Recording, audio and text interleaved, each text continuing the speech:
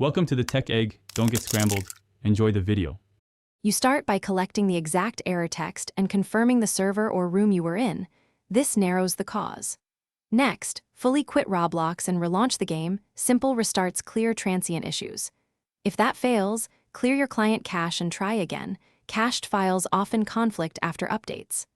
Also test your network latency, and if needed, switch from Wi-Fi to a wired connection or hotspot. Low packet loss under 50 ms improves stability and reduces trade errors. Once done with the restart, you inspect in-game constraints. Confirm your inventory slots, trade cooldown timers, and any trade locks on items. Make sure you and the other player are mutually friends and not blocked. Trades can fail if social permissions aren't aligned. Then check that both you and the other user run the same latest game build. Mismatched versions or an outdated Roblox client cause protocol errors.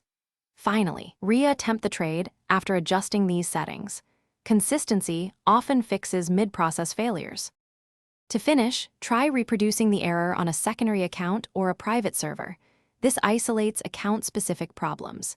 If the error persists, collect screenshots, timestamps, and any log text, and contact Roblox or Blox Fruit support with that information. Precise data speeds resolution. As a temporary workaround, arrange a trusted middleman or a community trade bot while waiting for a fix. Make sure you trust the intermediary and use verification steps to avoid scamming if standard trades remain unreliable. Thanks for watching. Consider subscribing if I helped unscramble your problems.